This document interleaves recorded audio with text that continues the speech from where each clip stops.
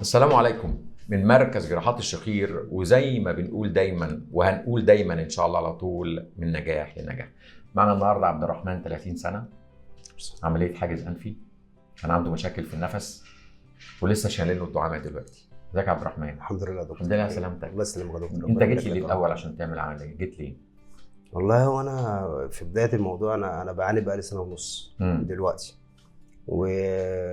وكنت على طول بحس ان مناخيري مكتومه، في كتمه، الشمال تفتح واليمين تفتح، ولو جالي دور برد حتى كده بيقفل الاثنين، ما بعرفش انفس على طول. بقى كنت بستعمل اتروفين وعلاجات وبتاع، مفيش اي حاجه جايبه نتيجه كويس.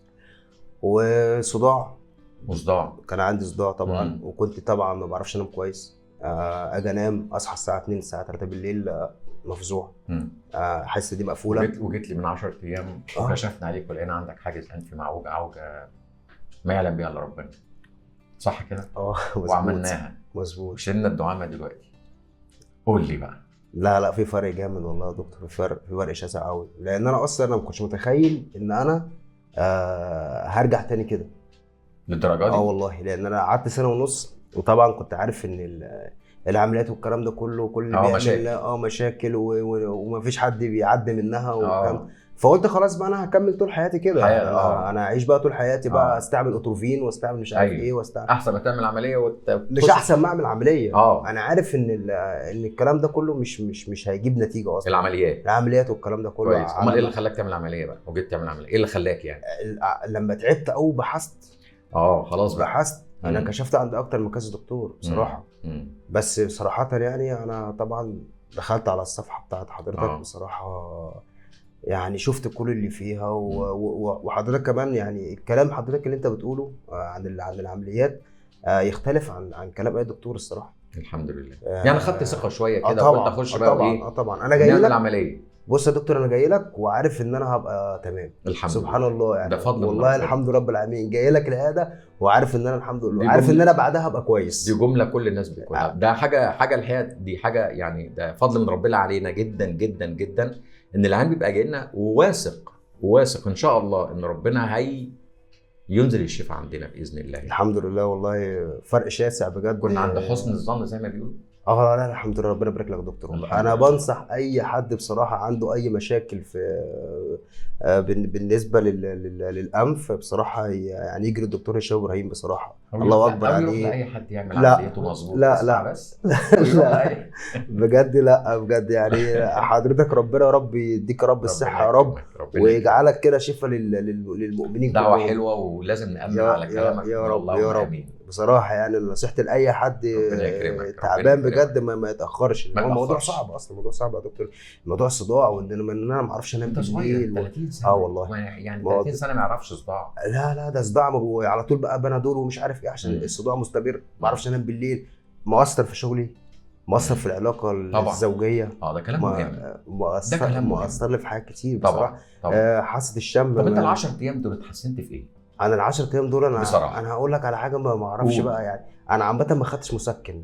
اولا العمليه الله اكبر انا ما حسيتش بالالم، يعني الحمد لله ما كنتش حاسس بالم في الفتره دي.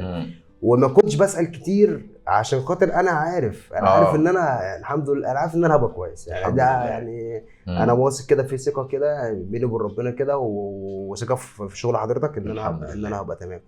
فعايز اقول لك ان انا كنت بلعب كوره، بنزل العب كوره وانا مركب الدعامات.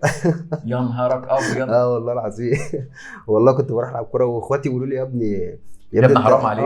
حرام عليك. اقول لهم على فكره لو كنت قلت لي كنت قلت لك روح. بتضحك؟ والله لا مش هيفرق معايا. انا الحمد لله العمليه اتعملت كويس، والدعامه محطوطه مظبوط، والانف متظبط، شغلي مظبوط 100%. اقول لك روح. ايوه نزلت لعبت كوره. نزلت والله، بس اول مره حد يقول لي كده. والله نزلت لعبت كوره، وكنت مش باخد مسكنات خالص نهائيا. انا كنت باخد بس اللي هو العلاج اللي حضرتك كنت بتقول اللي هو العادي. لكن كتعب بقى والكلام ده كله مفيش. دي اول مره. مفيش. ده حصري عندنا، مش بيعمل عمليه عندنا. انا تاني يوم لعبت كوره بعد تاني يوم والله تاني يوم وتالت. والله من تاني يوم العمليه نزلت لعبت كوره، ورابع يوم نزلت لعبت كوره. خلاص اذا كنت لعبت تاني يوم مش عايز العب رابع يوم وكامله والساعه كامله مع اخواتي. انا اصلا لاعب كوره عامه والله. والله لعيب كوره كويس يعني فيرود يعني الحمد ولا بتلعب لله. باك ولا لا ولا جون؟ لا بلعب كوره. لا بلعب كوره، ده مهاجم والله. والله يعني بلعب تجري؟ كوره. طبعا طول الماتش الحمد لله بجري وكل حاجه والدنيا تمام. دي جديده بقى بصراحه يعني ده في يعني اذا كان في عندنا حاجات جديده فده عبد الرحمن اول مره حد يعمل عمليه والله. وينزل تاني يوم يلعب ماتش كامل. والعب والله والدنيا زي الفل. هو الموضوع ده مهم، موضوع النفس مهم يا دكتور برضه في بالنسبه برضه حضرتك للعلاقه طبعا، العلاقه الزوجيه والحياه طبعا. لا مهم جدا. انا على طول كنت مخنوق، على طول كان خلقي كان ضيق مع ما ينفعش ايام دي الدنيا عندك كويسه؟ لا ولا اي حاجه الحمد لله والله الحمد لله مصدقك لان انا واثق يعني واثق الحمد لله وفي امال بعد ما شلنا الدعامه لا ده قصه ثانيه. لا ده انا هنزل اجري وهنزل اركب عجل وهلعب كوره. احجز الساعه النهارده على فكره. احجز الساعه النهارده ساعتين بقى ساعتين. ربنا يبارك لنا فيك. الحمد لله سلامتك يا عبد الرحمن. الله يخليك جدا جدا جدا باللقاء بتاعك ده. ربنا يبارك لك والله يا رب. وحمد لله سلامتك مره تاني. الله يخليك وده فضل من ربنا علينا. الحمد لله الحمد لله. تثق كده والحمد لله يعني ما ربنا ما بيكسفناش زي ما بيقولوا يعني. والحمد لله كل عينينا بيطلعوا كويسين. الحمد لله يا رب. ربنا يجعلك عونا للمسلمين كلهم والله. والحاجه الاهم يا دكتور يعني اللي عايز اقوله للناس برضو حاجه مهمه. في برضه دكتور عن دكتور بيفرق بجد. في موضوع ايه؟ موضوع التشخيص نفسه. طبعا يعني التشخيص مهم جدا طبعا. يعني انا طبعا مش هذكر اسامي دكاتره لكن انا رحت للدكاتره انا اتشخصت غلط. واتقال لي ان انا هيتعمل لك عمليه غضاريف بالظبط. وانا قلت لك مش همد ايدي على لا يمكن. وانا عارف ان الغضروف لو اتشال نصيبه. ده كلام انا صح. عارف ان هي صح. هتبقى مشكله. صح. اللي عجبني في حضرتك ان انت جبت سيره الغضاريف. فرات كذا فيديو حضرتك ان انت ما جبت سيره الغضاريف وان الغضاريف دي مهمه جدا. مهمه جدا طبعا. فانا عايز اقول لحضرتك ان التشخيص مهم جدا وان يعني انا في الفتره بتاعه يعني ساعه ما عملت العمليه الفتره بتاعت 10 ايام انا كنت بشم برضه وكنت كويس. يعني مع ان نفسك 50% بالدعامه. مفيش بقى ان هو التراب يجي بقى واعطس وان انا مفيش يعني كنت على ما اسمع بقى اللي يشم اي ريحه مش عارف ايه تتعب.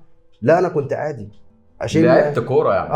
انا عايز ايه تاني؟ بشم عادي اي حاجه ما بيحصلش حاجه الحمد لله. الحمد رب العالمين. فضل من ربنا. ربنا يبارك لنا فيك يا دكتور. الحمد لله سلامتك. الله يخليك يا دكتور. ربنا يبارك. وزي ما بنقول دايما ده فضل من ربنا علينا. وزي ما بنقول دايما اللهم علمنا ما جهلنا وانفعنا بما علمتنا. مع تحياتي ودعواتي دكتور هشام ابراهيم.